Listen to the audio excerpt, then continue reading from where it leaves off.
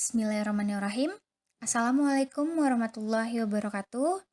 Kami dari kelompok 3 akan mempresentasikan tentang evaluasi aktivitas antidiabetes untuk memenuhi tugas mata kuliah eksperimen hewan uji in vitro. Adapun saya sendiri, Claresta Dewi, Revi Wahyudin, Rima Nuraini, dan juga Yasmin Sauma. Adapun dosen pengampu yaitu Dr. APT Suwendar MSI dan juga Ibu Siti Hajar MSI. Untuk selanjutnya yaitu pendahuluan. Pada penyakit DM ini merupakan masalah kesehatan yang utama yang meningkatkan normalitas dan morbiditas serius akibat penyakit kardiovaskular, sehingga penyakit ini juga dihubungkan dengan mortalitas yang berkaitan dengan nefropati, neuropati, dan juga retinopati, sehingga pada penyakit diabetes mellitus didiagnosis dengan adanya kondisi hiperglikemia. Diabetes mellitus itu dibagi menjadi dua. Yang pertama diabetes mellitus tipe 1 dan yang kedua diabetes mellitus tipe 2. Apa yang dimaksud dengan diabetes mellitus tipe 1? Yaitu ketika penderita yang tergantung oleh suntikan insulin. Nah, jika insulin tidak ada hasil dari penghancuran lemak dan juga otot, maka akan menumpuk dalam darah dan juga akan menghasilkan zat yang disebut keton, sehingga akan menyebabkan terjadinya ketolisis koma. Pada DM tipe 1, kadar glukosa darah sangat tinggi, tetapi tubuh tidak dapat memanfaatkannya, sehingga optimalisasi dalam pembentukan energi yang diperoleh melalui peningkatan katabolisme protein dan juga lemak. Dengan ini, kondisi tersebut terjadi perangsangan lipolisis serta peningkatan kadar asam lemak bebas dan juga kolesterol darah. Sehingga hal ini terjadi peningkatan produksi asetil-CoA oleh hati dan juga diubah menjadi asam asetosetat dan juga diproduksi menjadi asam behidroksibutirat atau mengalami katalisis menjadi aseton. Diabetes tipe 1 juga dapat disebabkan oleh regenerasi sel beta Langerhans atau juga Langerhans pankreas akibat infeksi virus atau pemberian senyawa toksin diabetogenik.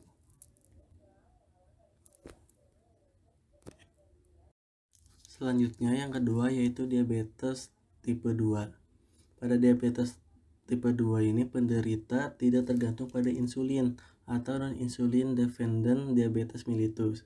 Kebanyakan timbul pada usia 40 atau pada usia lanjut. Pada diabetes tipe 2 itu ditandai dengan kelainan sekresi insulin maupun kerja insulin.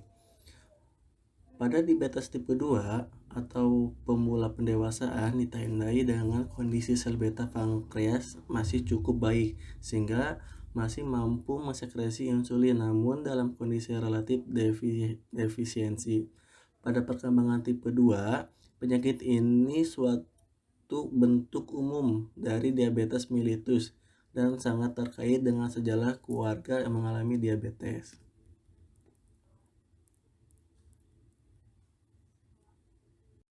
Kemudian saya, Claresta Dewi, akan menjelaskan gejala dan juga tanda diabetes. Untuk gejala umum sendiri yang timbul pada penderita diabetes, diantaranya penderita akan sering mengalami buang air kecil atau poliuria, yang pada buang air kecil ini terdapat gula atau glukosouria, yang merupakan efek langsung kadar glukosa darah yang tinggi. Jadi kadar glukosa darahnya ini tinggi karena sudah melewati ambang batas pada ginjal. Kemudian, poliuria ini juga nantinya akan mengakibatkan terjadinya polifagi atau sering mengalami kelaparan. Kadar glukosa darah yang tinggi pada penderita diabetes ini tidak diserap sepenuhnya oleh sel-sel jaringan tubuh. Penderita akan kekurangan energi dan juga mengalami mudah lelah, bahkan berat badannya itu akan terus mengalami penurunan. Bahkan terkadang, penderita juga akan mengalami keluhan seperti lemah, kesemutan pada jaringan tangan dan juga kaki, cepat mengalami kelaparan yang sudah tadi dijelaskan, gatal-gatal, penglihatan kabur, dan juga luka yang memang sulit untuk disembuhkan. Kemudian pada gambar selanjutnya di sini ada kondisi yang memang kondisi sehat, kondisi diabetes tipe 1 dan juga kondisi diabetes tipe 2. Untuk diabetes tipe 1 ini penderita ini akan tergantung pada suntikan insulin. Jadi jika suntikan insulin ini tidak ada, hasil dari penghancuran lemak dan otot akan menumpuk dalam darah dan kemudian menghasilkan zat yang disebut keton yang akan menyebabkan terjadinya ketoasidosis atau koma. Pada diabetes mellitus tipe 1 ini, kadar glukosa darahnya sangat tinggi, tetapi tubuh ini tidak dapat memanfaatkannya ini secara optimal untuk membentuk suatu energi. Nah, energi ini diperoleh melalui peningkatan katabolisme protein dan juga lemak. Nah, dengan kondisi tersebut ini, terjadi perangsangan lipolisis serta peningkatan kadar asam lemak bebas dan juga gliserol darah. Sehingga dalam hal ini terjadi peningkatan produksi asetil-CoA oleh hati dan akan diubah menjadi asam asetosetat dan direduksi menjadi asam B-hidroksibutirat atau di sini mengalami dekarboksilasi menjadi aseton. Atau diabetes mellitus tipe 1 ini disebabkan oleh degenerasi sel beta Langerhans pankreas yang memang diakibatkan oleh infeksi virus atau pemberian senyawa toksin diabetogenik. Atau yang umumnya secara genetik ini yang mengakibatkan produksi insulin sangat rendah atau berhenti sama sekali. Sehingga hal ini akan mengakibatkan penurunan pemasukan glukosa dalam otot dan jaringan adiposa. Kemudian gambar selanjutnya di sini ada diabetes tipe 2. Nah, untuk diabetes mellitus tipe 2 ini ditandai dengan kondisi sel beta pankreas yang memang masih dalam kondisi cukup baik sehingga sel beta pankreas ini masih mampu mensekresikan insulin namun dalam kondisi yang memang relatif defisiensi. Untuk penderita diabetes tipe 2 ini tidak tergantung oleh insulin. Nah, kebanyakan pada diabetes tipe 2 ini ditandai dengan kelainan dalam sekresi insulin maupun kerja dari insulinnya. Jadi, pankreas ini memang masih relatif cukup menghasilkan insulin, tetapi insulin yang ada ini bekerjanya kurang sempurna karena adanya resistensi insulin atau terdapatnya efek respon jaringan terhadap insulin yang mengakibatkan reseptor insulin di membran sel yang kemudian mengakibatkan juga penurunan sensitivitas sel target sehingga nanti terjadi kehilangan reseptor insulin pada membran sel targetnya dan mengakibatkan terjadinya penurunan efektivitas serapan glukosa dari darah kemudian akan mengalami overweight atau memiliki potensial yang memang lebih besar untuk menderita diabetes dibandingkan individu yang memang dalam kondisi normal pada gambar pertama. Kemudian penderita diabetes tipe 2 ini nanti akan cenderung terjadi pada usia lanjut biasanya. Dan biasanya ini juga didahului oleh keadaan sakit atau stres yang memang membutuhkan kadar insulin yang lebih tinggi. Selanjutnya yaitu kriteria diagnosa diabetes mellitus. Di sini ada 3 parameter. Yang pertama, glukosa darah puasa, yang kedua glukosa darah setelah makan, yang ketiga glukosa darah sewaktu. Nah, di sini untuk glukosa darah puasa batas normalnya itu kurang dari 110. Kemudian untuk pradiabetesnya dari 110 sampai 120. Kemudian untuk nilai diabetesnya lebih dari 125. Sedangkan untuk gula darah setelah makan dengan nilai normalnya kurang dari 110 dan pradiabetesnya 110 sampai 190. Kemudian untuk nilai diabetesnya dengan angka di atas 200. Kemudian untuk gula darah sewaktu untuk SM-nya itu kurang dari 85, kemudian untuk MT-nya kurang dari 110.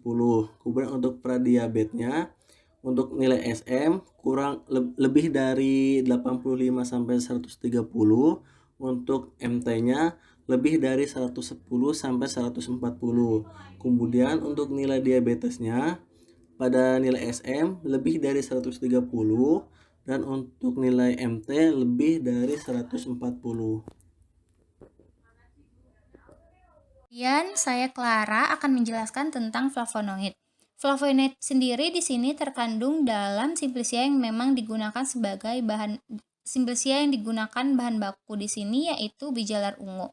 Jadi flavonoid ini terkandung dalam ubi jalar ungu yaitu antosianin.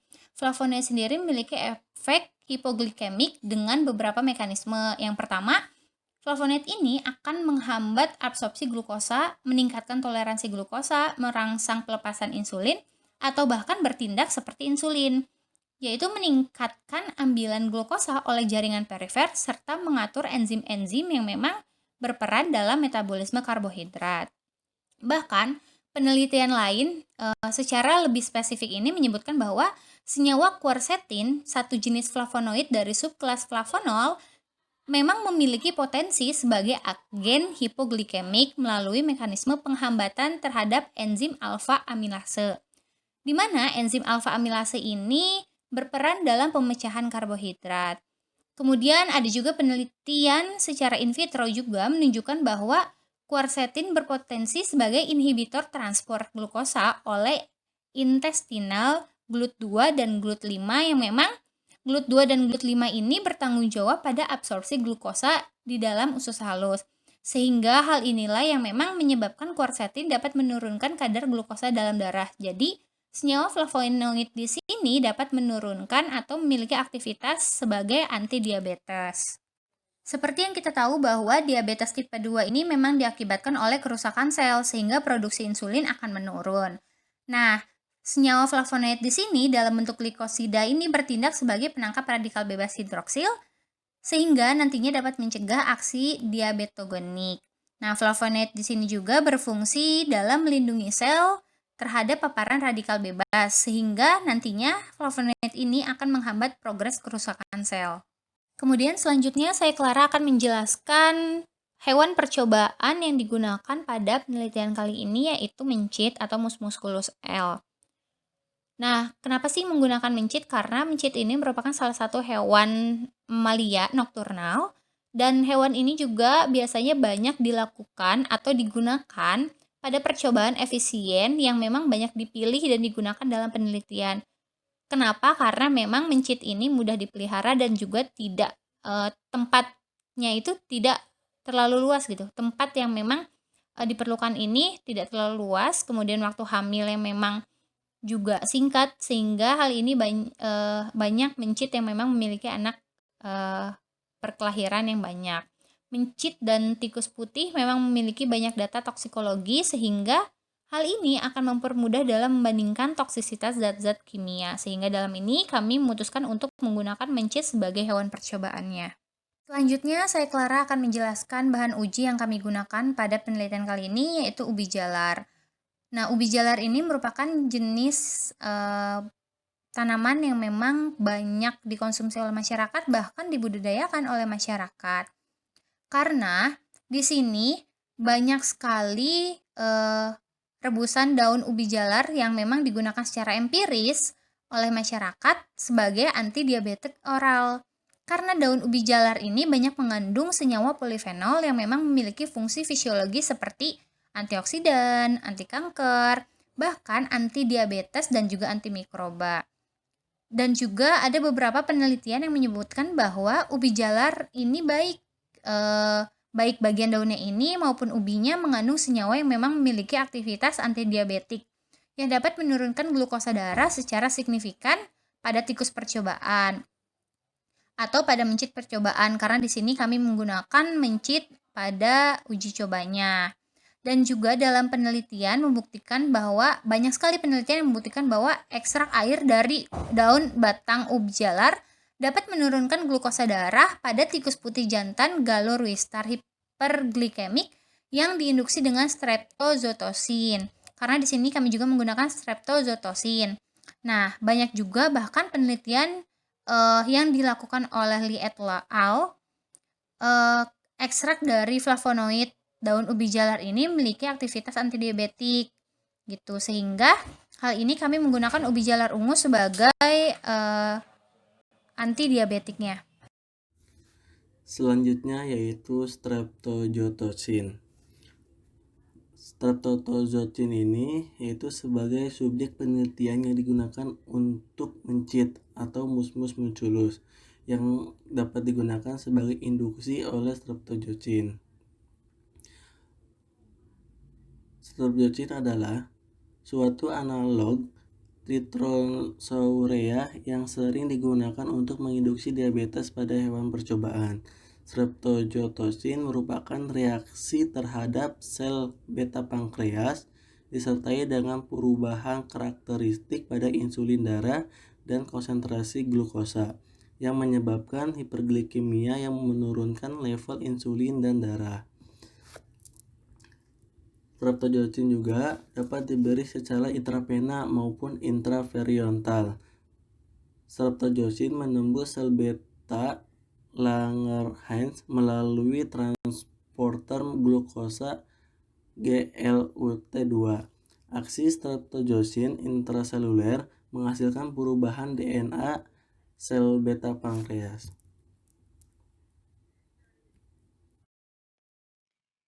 Untuk selanjutnya yaitu metode penelitian yang akan dijelaskan oleh Rima Nuraini dengan NPM 10060317089.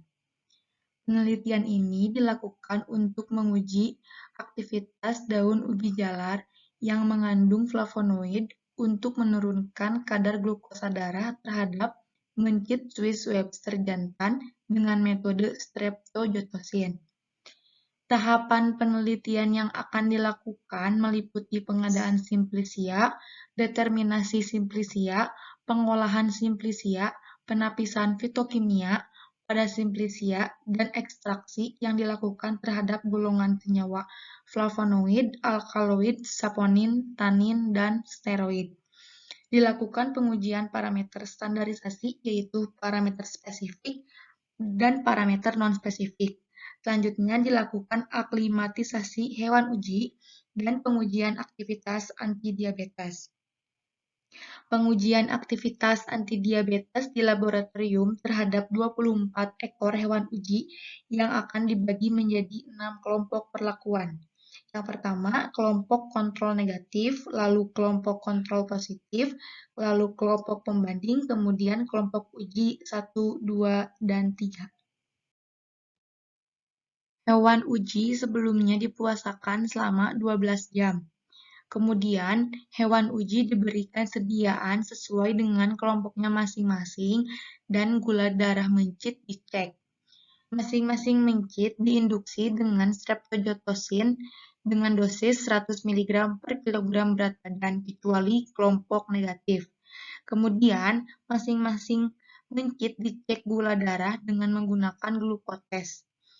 Setelah dicek, mencit diberikan sediaan sesuai dengan kelompoknya, yaitu kelompok kontrol negatif diberikan suspensi CMCNA 2% per oral, kelompok kontrol positif diberikan suspensi glibenclamid 0,013 mg per 20 gram berat badan mencit per oral, lalu kelompok dosis 1 diberi ekstrak etanol daun ubi jalar dengan dosis 200 mg per kilogram berat badan per oral, kemudian dosis 2 sebesar 400 mg per kilogram berat badan per oral, kemudian kelompok terakhir yaitu kelompok dosis 3 sebesar 800 mg per kilogram berat badan per oral. Perlakuan tersebut dilakukan selama 7 hari berturut-turut. Setelah 7 hari perlakuan, kadar gula darah mencit dicek kembali. Kemudian, data yang diperoleh dianalisis dengan menggunakan metode ANOVA One Way. Selanjutnya, untuk prosedur kerja akan dijelaskan oleh saya, Yasmin Syauma Aulia dengan NPM 10060317094. Mula-mula dilakukan pengumpulan tanaman. Setelah itu, untuk memastikan identitas tanaman yang digunakan adalah benar, maka dilakukan determinasi tumbuhan di Herbarium Bandungens yang ada di SITH ITB. Setelah itu, apabila identitasnya telah ditentukan, kemudian dilakukan pencucian tanaman dengan air mengalir untuk menghilangkan kotoran yang menempel. Setelah itu, daun ditiriskan, kemudian dikeringkan sehingga didapatkan simplisia. Penentuan karakteristik simplisia dapat dilakukan dengan menguji parameter standar, di antaranya dengan penetapan kadar air, penetapan kadar abu, kadar sari larut air, dan kadar sari larut etanol. Penetapan kadar air dilakukan dengan cara merendam simplisia bersama dengan toluene. Setelah itu dididihkan, kemudian disuling. Apabila seluruh air tersuling, maka proses penyulingan dihentikan dan kadar air dihitung dengan cara menghitung volume air terhadap bobot kering simplisia. Penetapan kadar abu dilakukan dengan cara memijarkan simplisia bersama dengan krus hingga arangnya habis. Apabila arangnya tidak habis, ditambahkan dengan air panas, kemudian diaduk, disaring dengan kertas saring bebas abu, kemudian filtratnya dimasukkan ke dalam krus, kemudian diuapkan dan dipijarkan hingga didapatkan bobot tetap. Selanjutnya, penetapan kadar sari larut air dilakukan dengan cara merendam simplisia dengan air yang jenuh kloroform. Kemudian dibiarkan selama 18 jam, lalu disaring, kemudian diambil sekitar 20 ml filtratnya dan dipanaskan hingga didapatkan bobot tetap. Prosedur penetapan kadar sari larut etanol itu sama dengan penetapan kadar sari larut air. Namun, yang membedakan adalah dari pelarutnya. Pada prosedur penetapan kadar sari larut etanol, itu menggunakan parut etanol. Sedangkan pada penetapan kadar sari larut air, itu menggunakan pelarut air yang telah jenuh oleh kloroform. Selanjutnya, untuk pembuatan ekstrak, dilakukan dengan cara maserasi, yakni dengan merendam simplisia di dalam pelarut etanol selama kurang lebih 3x24 jam, yang disertai dengan pergantian pelarut. Setelah itu, ekstrak dievaporasi dengan rotavapor yang dilanjutkan dengan pengeringan di water bath untuk mendapatkan ekstrak pekat. Lalu dilakukan screening fitokimia yang meliputi screening alkaloid, flavonoid, tanin, saponin, dan juga steroid. Screening ekstrak alkaloid dilakukan dengan cara menambahkan ekstrak, kloroform, amonia, dan H2SO4. Adanya endapan merah menunjukkan ekstrak positif alkaloid. Uji flavonoid dilakukan dengan cara menambahkan ekstrak, serbuk magnesium, dan juga HCl. Larutan yang berubah menjadi hitam kemerahan menunjukkan ekstrak positif flavonoid. Uji tanin dilakukan dengan cara mencampurkan ekstrak dan aquades panas serta FeCl3. Warna hijau kehitaman menunjukkan ekstrak positif tanin. Uji saponin dilakukan dengan cara mencampurkan ekstrak dengan aquades, kemudian dikocok. Setelah itu, apabila ekstrak mengandung saponin, akan terbentuk busa yang tingginya sekitar 3 cm dan bertahan selama 10 menit. Uji steroid dilakukan dengan cara mencampurkan ekstrak dengan kloroform, kemudian dikocok, lalu ditambahkan asetat anhidrat dan juga beberapa tetes H2SO4. Warna merah yang berubah menjadi biru dan hijau itu menandakan ekstrak positif mengandung steroid. Selanjutnya dilakukan preparasi pembuatan sediaan, yakni pembuatan larutan streptozotocin yang dibuat dengan cara melarutkan streptozotocin ke dalam larutan buffer sitrat 0,01 molar pada pH 4,5.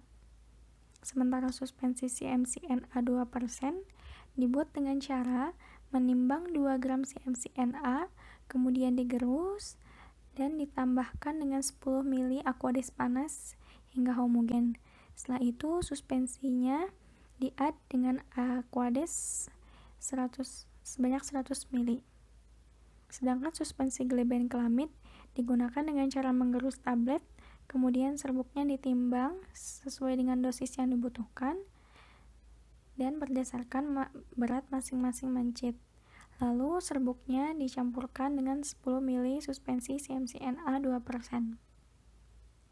Setelah dibuatnya larutan sediaan, maka dilakukan uji aktivitas antidiabetes menggunakan metode induksi streptozotocin. Mula-mula, mencit dibiarkan beradaptasi selama 7 hari dengan tetap diberi makan dan minum setiap hari.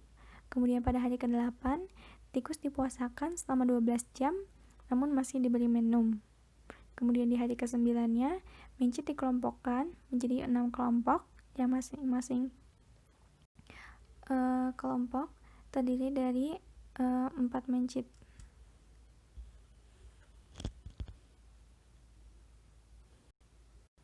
Sebelum masing-masing mencit diinduksi dengan streptozotosin, tiap mencit terlebih dahulu diukur kadar gula darahnya menggunakan darah dari vena ekor. Yang selanjutnya diukur menggunakan alat glukotes. Setelah itu, mencit diinduksi dengan streptozotosin dengan dosis 100 mg per kilogram berat badan secara intraperitoneal, kecuali untuk kelompok kontrol negatif, dan mencit dibiarkan selama 2x24 jam untuk mendapatkan kondisi hiperglikemia.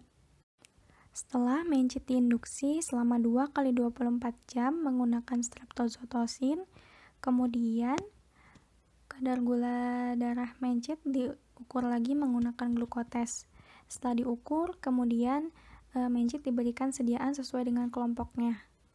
Nah, mencit diberi perlakuan selama 7 hari, kemudian dilakukan pengukuran kadar gula darah mencit, dan selanjutnya datanya dianalisis dengan metode ANOVA One Way.